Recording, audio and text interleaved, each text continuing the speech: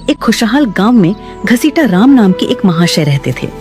घसीटा राम के पास पुश्तैनी जमीन थी, गाय भैंसें थी और घर में अनाज की बोरियां भरी रहती थी। लेकिन उनके स्वभाव में एक बहुत बड़ी कमी थी, वे जरूरत से ज्यादा कंजूस थे। गांव वाले कहते थे कि घसीटा राम अगर अपनी परछाई को भी धूप में चलते देख लें तो उसे भी डांट देते थे कि अरे कमबख्त, इतनी धूप में चल रही है, कहीं काली न पड़ जाए और पॉलिश का खर्चा बढ़ जाए।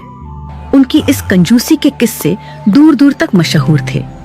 एक दिन की बात है, दोपहर का समय था और घसीटा राम आराम से कुर्सी पर लेटे हुए थे। अचानक उनके मन में नारियल की ताजी बर्फी खाने की तीव्र इच्छा जागी। अब इच्छा तो जाग गई, पर जेब से पैसे निकालने की बात सोचकर उनके पसीने छूटने लगे। फिर भी स्वाद के आगे वे मजबूर थे। वे लाठी उठाकर गांव के बाजार की ओर चल दिए। सबसे पहली दुकान पर पहुंचकर उन्होंने बड़े रौब से पूछा, क्यों भाई, नारियल क्या भाव दिया? सेठ जी, एक ताजा नारियल मात्र 20 रुपए का है। घसीटा राम ने ऐसा मुंह बनाया जैसे उन्हें बिजली का झटका लगा हो। वे बोले, 20 रुपए? क्या इसमें सोने के सिक्के भरे हैं? भाई इसे 10 रुपए में दे दो। दुकानदार अनुभवी था, वह जानता था कि घसीटा राम से बहस करना बेकार है। उसने कहा, सेठ जी, अगर आपको 10 रुपए में चाहिए तो यहाँ से 2 कोस दूर मुख्य मंडी चले जाइए। घसीटा राम ने गणित लगाया, 2 कोस पैदल चलने में जूते थोड़े घिसेंगे पर 10 रुपए बचेंगे। उन्होंने तुरंत अपनी धोती कसी और मंडी की ओर निकल पड़े। मंडी पहुँचते पहुँचते घसीटा राम पसीने से तरबतर हो चुके थे। लेकिन वहाँ पहुंचकर उन्होंने देखा कि वाकई नारियल 10 रुपये का मिल रहा था। लेकिन यहाँ भी उनके अंदर का कंजूस जाग गया। उन्होंने दुकानदार से कहा, देखो भाई, मैं इतनी दूर पैदल चलकर आया हूँ, इस खुशी में क्या तुम मुझे यह नारियल 5 रुपए में नहीं दे सकते?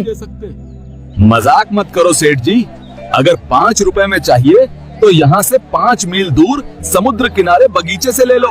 वाह, 5 रुपए और बचेंगे। पैदल चलना तो सेहत के लिए अच्छा होता है। वे अपनी थकान भूलकर नंगे पांव बागीचे की ओर चल पड़े। जब वे बागीचे पहुंचे तो सूरज सिर पर था और उनके पैरों में छाले पड़ चुके थे। उन्होंने बागीचे के मालिक को ढूंढा, जो एक पेड़ के नीचे आराम कर रहा था। घसीटा राम ने हांफते हुए पूछा, भाई, एक नारियल कितने का दोगे? पेड़ पे चढ़ जाओ, जो पसंद आए मुफ्त में तोड़ लो, मुझे तंग मत करो।